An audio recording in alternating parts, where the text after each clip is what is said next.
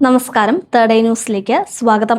മണിക്കൂറുകളോളം ഫോണിൽ സ്ക്രോൾ ചെയ്തിരിക്കും, പക്ഷെ ആരെങ്കിലും വിളിച്ചാലോ ഫോണൊട്ട് എടുക്കത്തുമില്ല. എന്നാൽ അതേസമയം മെസ്സേജ് അയച്ചാൽ ഉടനടി റിപ്ലൈയും.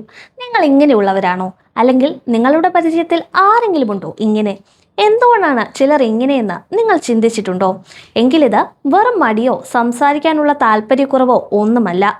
ഈ അവസ്ഥയാണ് ടെലിഫോബിയ എന്ന് വിളിക്കുന്നത്. ടെലിഫോണിൽ സംസാരിക്കേണ്ടി വരുമ്പോൾ ഉണ്ടാകുന്ന അമിതമായ ഭയം, ഉത്കണ്ഠ എന്നിവയാണ് ടെലിഫോബിയ.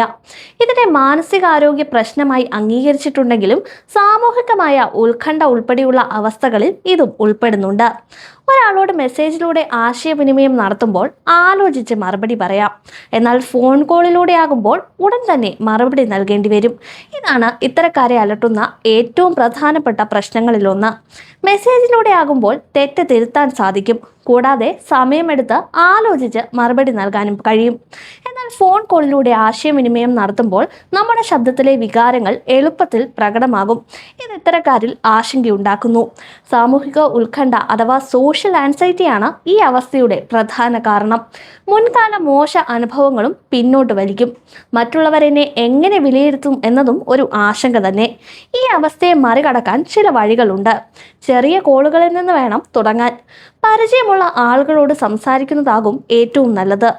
ഈ ഭയം നിങ്ങളുടെ ദൈനംദിന ജീവിതത്തെ ബാധിക്കുന്നുവെങ്കിൽ ഒരു മാനസികാരോഗ്യ വിദഗ്ധനെ കാണുക.